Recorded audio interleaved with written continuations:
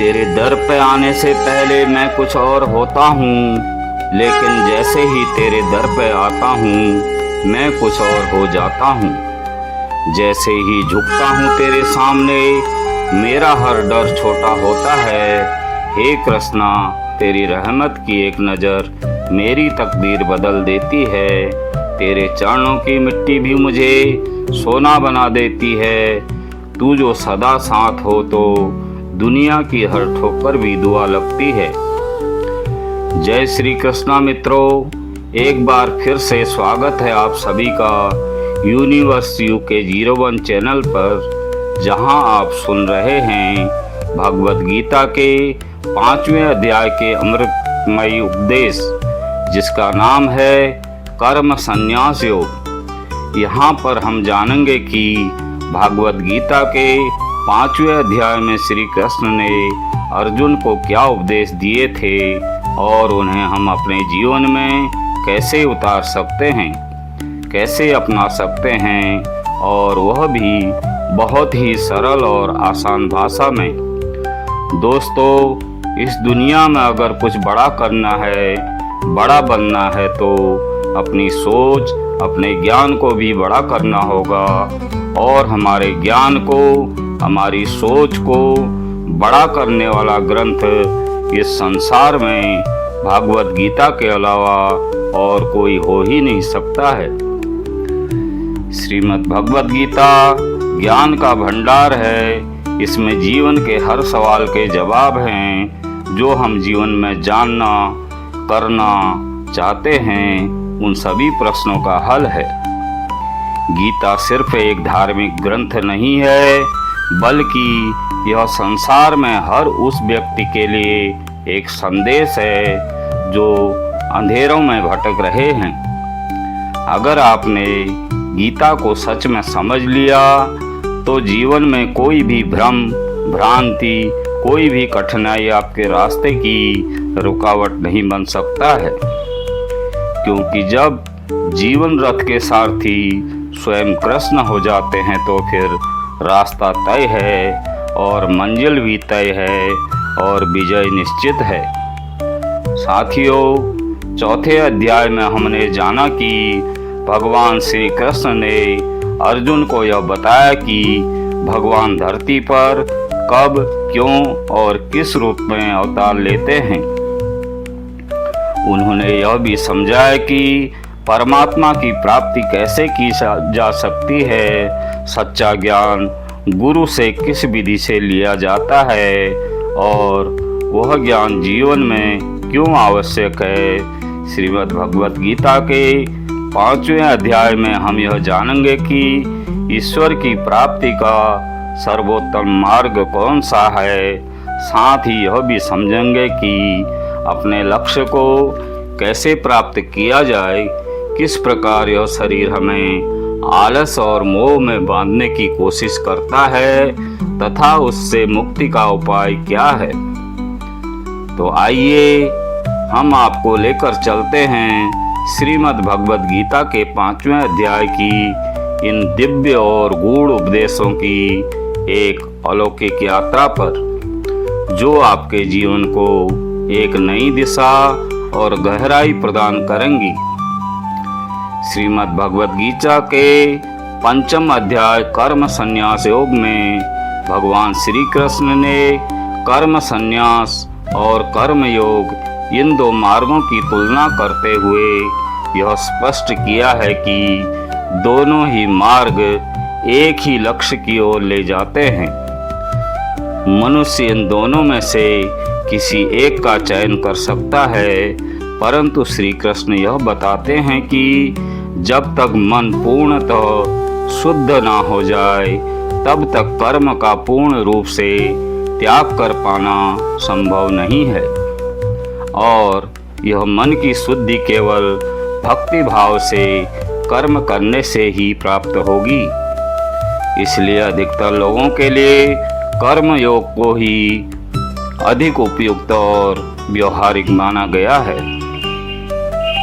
कर्मयोगी अपने जीवन में सांसारिक कर्तव्यों का पालन करते हुए शुद्ध बुद्धि के साथ कर्म करता है परंतु उसके फलों की आसक्ति नहीं रखता है, यानी फल की इच्छा नहीं करता है, बल्कि उन कर्मों को भगवान को समर्पित कर देता है, ऐसा व्यक्ति अपने कर्मों में लिप्त होते हुए भी पाप और बंधन से मुक्त रहता है।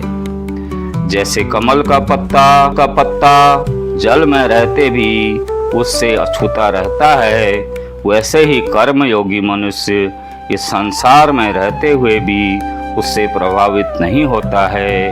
अगर आपने तीसरे अध्याय को ध्यानपूर्वक सुना और समझा होगा तो आपको यह याद होगा कि उसमें अर्जुन ने भगवान श्री कृष्ण से एक महत्वपूर्ण प्रश्न किया था। उसने कहा था, हे कृष्ण, यदि आपको ज्ञान योग श्रेष्ठ लग रहा है और सरल प्रतीत होता है तो आप मुझे क्यों कर्म योग में प्रवृत्त कर रहे हैं, क्यों इस महाविनाशी युद्ध में धकेल रहे हैं। अर्जुन को यह लगने लगा था कि ज्ञान योग अधिक उत्तम है, क्योंकि उसमें पराजय पर स्वर्ग और विजय पर राज्य की प्राप्ति होती है। उसे लगा कि इससे बेहतर मार्ग और क्या हो सकता है। इसी दुविधा को लेकर अर्जुन 5वें अध्याय की शुरुआत में पुनः भगवान श्री कृष्ण से एक प्रश्न करते हैं। वह कहते हैं, हे कृष्ण, एक ओर आप कर्म संन्यास की प्रशंसा करते हैं तो दूसरी ओर आप मुझे भक्ति योग अपनाने की सलाह देते हैं। कृपा करके आप निश्चित रूप से मुझे यह बताएं कि इन दोनों में से कौन सा अधिक कल्याणकारी और श्रेष्ठ मार्ग है। यहाँ पर अर्जुन अपने भीतर की उलझन और गहन संशय को भगवान के सामने प्रकट करते हैं। वो स्पष्ट रूप से जानना चाहते हैं कि दोनों मार्गों की यदि अलग अलग प्रशंसा की जा रही है तो वास्तव में इन दोनों में से कौन सा मार्ग कल्याणकारी है। वह मार्ग जो निश्चय पूर्वक भगवान के अनुसार श्रेष्ठ और मोक्षदायक है। अर्जुन चाहते हैं कि भगवान अब उसे दोनों में से किसी एक को सुनिश्चित और किसी एक दिशा में स्पष्ट आगे बढ़ने की सलाह दें, ताकि उनका भ्रम समाप्त हो सके और वह पूरी स्पर्धा और समर्पण के साथ अपने धर्म का पालन कर सके।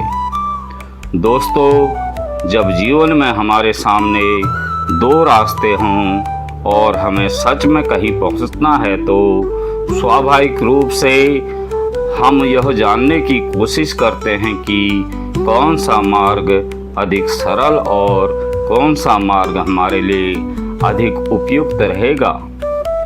इसी प्रकार अर्जुन भी भगवान श्री कृष्ण से यह स्पष्ट रूप से जानना चाहते हैं कि उनके लिए कर्म करना ज़्यादा बेहतर है या कर्मों का त्याग अर्थात संन्यास लेना। इस प्रश्न का उत्तर देते हुए और अर्जुन के संशय को दूर करते हुए भगवान श्री कृष्ण कहते हैं कि हे अर्जुन, कर्म संन्यास और कर्म योग दोनों ही मार्ग मोक्ष की ओर ले जाते हैं, लेकिन इन दोनों में कर्म योग संन्यास योग से अधिक श्रेष्ठ है। भगवान कृष्ण अर्जुन को की उलझन को देखकर मुस्कुराते हुए उसे प्रेम पूर्वक समझाते हैं। यद्यपि संन्यास और कर्म दो अलग अलग मार्ग प्रतीत होते हैं, लेकिन इन दोनों का लक्ष्य एक ही है, आत्मज्ञान और परमात्मा की प्राप्ति। श्री कृष्ण स्पष्ट रूप से कहते हैं कि निष्काम भाव से किया गया कर्म योग कर्म संन्यास की तुलना में अधिक व्यावहारिक और प्रभावकारी मार्ग है। अब प्रश्न उठता है कि कर्म योग को श्रेष्ठ क्यों माना गया है। इसका उत्तर स्वयं भगवान श्री कृष्ण देते हैं। वे कहते हैं, हे पार्थ, जब तक कोई व्यक्ति निष्काम भाव से कर्म नहीं करता तब तक वह सही अर्थों में संन्यास को प्राप्त नहीं कर सकता है। संन्यास का वास्तविक अर्थ है सर्वस्व का त्याग, इच्छाओं का पूर्ण बलिदान। यह अवस्था यूं ही किसी को प्राप्त नहीं हो जाती है। इसके लिए योग, तप और मन की गहराइयों में उतरकर आत्मशुद्धि की आवश्यकता होती है। बिना त्याग के साधना किए कोई भी व्यक्ति केवल बाहरी संन्यास लेकर मुक्त नहीं हो सकता है। यही कारण है कि भगवान बताते हैं ज्ञान योग में भी कर्म की आवश्यकता बनी रहती है। केवल सोचने से या विवेचना करने से मोक्ष प्राप्त नहीं मिलता है, बल्कि जीवन में कर्तव्य निभाते हुए निष्काम भाव से कर्म करते हुए हम परम लक्ष्य की ओर अग्रसर हो सकते हैं। भगवान श्री कृष्ण इस अध्याय में स्पष्ट रूप से बताते हैं कि कर्म योग और संन्यास के बीच जो अंतर दिखाई देता है वो सिर्फ कर्ता के दृष्टिकोण का होता है। वास्तव में निष्काम कर्म योग सबसे सरल, सहज और प्रभावी मार्ग है। इस मार्ग में व्यक्ति अपने कर्तव्यों का पालन करता रहता है, ध्यान भी करता रहता है, परंतु फल की इच्छा या चिंता नहीं करता है। वह अपने सभी कर्म भगवान को समर्पित कर देता है। जब व्यक्ति इस मार्ग पर निरंतर आगे बढ़ता रहता है, ध्यान और साधना करता है और अंततः वह योग की पराकाष्ठा को प्राप्त कर लेता है, तब उसे भगवत प्राप्ति होती है, यानी वह मोक्ष को प्राप्त कर लेता है। श्री कृष्ण आगे बताते हैं कि योग युक्त पुरुष के क्या लक्षण होते हैं। ऐसा व्यक्ति अपने मन को भटकने नहीं देता। वो जानता है कि जो भी कर्म हो रहे हैं वो वास्तव में परमात्मा के माध्यम से ही हो रहे हैं। वह अपने आप को कर्म का कर्ता ही नहीं मानता, बल्कि ईश्वर को ही समर्पित भाव से सब कुछ समर्पित कर देता है। वह हर जीव में परमात्मा का अंश देखता है और संभाव रखता है। ऐसा मनुष्य मृत्यु के पश्चात सीधा परमात्मा में ही विलीन हो जाता है। भगवान कमल के उदाहरण से इसे समझाते हैं। जैसे कमल का फूल कीचड़ में होता है, उसका पत्ता पानी में तैरता है, फिर भी उस पर पानी की एक बूंद भी नहीं टिकती है। उसी तरह योगी पुरुष संसार के बीच रहते हुए भी संसार में लिप्त नहीं होता। लहरें आती हैं, दिन रात बदलते हैं, लेकिन वह स्थिर प्रज्ञ बना रहता है, यानी विश्वास में अडिग बना रहता है। कर्म करता है परंतु उसमें बदता नहीं है, और इसी के माध्यम से वह परम धाम को प्राप्त करता है। महान पुरुष अपने कर्म स्वयं के आत्म विकास और दूसरों के कल्याण के लिए करते हैं। भगवान श्री कृष्ण कहते हैं कि परमात्मा कभी किसी को बुरे कर्मों के लिए प्रेरित नहीं करते। लोग स्वयं ही लोभ, मोह और लालच में फंसकर पाप कर्म करते हैं और उसी के अनुसार फल की भी प्राप्ति करते हैं। भगवान केवल कर्मों का निष्पक्ष फल देते हैं, क्योंकि वह साक्षी स्वरूप हैं। इसलिए श्री कृष्ण अर्जुन से कहते हैं, हे अर्जुन, यह शरीर चाहे जितने भी सुखों से भर दिया जाए, उसकी इच्छाएं फिर भी पूरी नहीं होती हैं। इसलिए बुद्धिमान व्यक्ति को इस नश्वर शरीर में अपना मन नहीं लगाना चाहिए। इस संसार का सबसे सच्चा योगी वही है जिसने अपने शरीर के नाश होने से पहले ही क्रोध का नाश कर दिया हो, जो सभी प्राणियों का कल्याण चाहता है, जिसका मन किसी भी कर्म में आसक्त नहीं रहता है और जो अपने भटकते हुए मन को एकाग्र करके परमात्मा का स्मरण करता है वही व्यक्ति वास्तव में सुखी होता है और परमेश्वर सहित संपूर्ण सृष्टि का प्रिय बन जाता है। हे अर्जुन, इंद्रियां, मन, बुद्धि, इच्छाएं, आशाएं, भ्रम और क्रोध ये सभी तुम्हारे वास्तविक शत्रु हैं। जब तक इनका त्याग नहीं किया जाएगा तब तक भगवत प्राप्ति और आत्मिक शांति नहीं मिल सकती है। लेकिन जो व्यक्ति इन सब से ऊपर उठकर मुक्त हो जाता है वो परम शांति को प्राप्त करता है।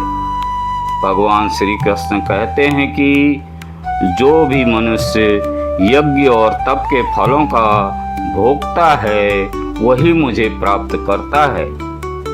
मैं ही वह सत्ता हूँ जो यज्ञ, तप, श्वास व श्वास, ध्यान, संयम सभी के अंतिम लक्ष्य में समाहित होता है। जिस शांति का अनुभव यज्ञ के पूर्ण होने पर होता है वह भी मेरा ही एक स्वरूप है।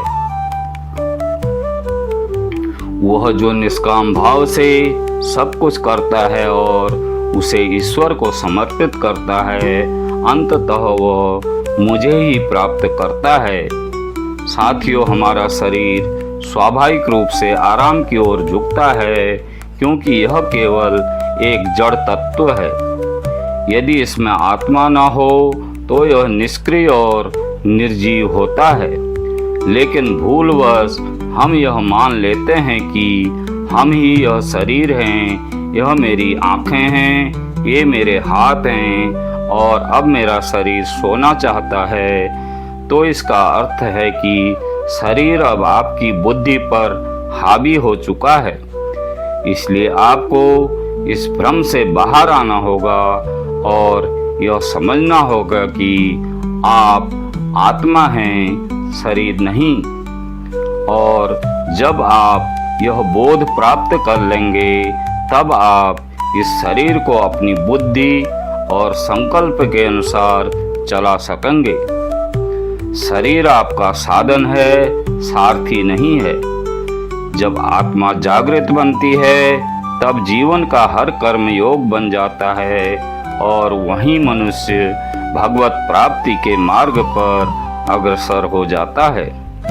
दोस्तों, श्रीमद् भगवद गीता में जो मार्ग बताए गए हैं वह हमें न केवल परमात्मा से जोड़ते हैं बल्कि जीवन के हर पहलू में सच्चा मार्गदर्शन भी प्रदान करते हैं।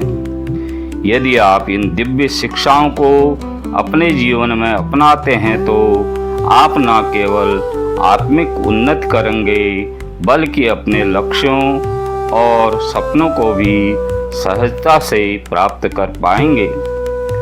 जैसा कि गीता में कहा गया है, परमात्मा की प्राप्ति के लिए मन का वश में होना आवश्यक है। ठीक वैसे ही जीवन में सफलता पाने के लिए भी मन को नियंत्रण में रखना अत्यंत जरूरी है। जो व्यक्ति अपने मन को साध लेता है वही जीवन के हर क्षेत्र में विजयी होता है। इसी के साथ श्रीमद् भगवद गीता का यह 5वां अध्याय कर्म संन्यास योग समाप्त होता है। मिलते हैं 6ठे अध्याय में जल्दी। जय श्री कृष्णा। राधे राधे।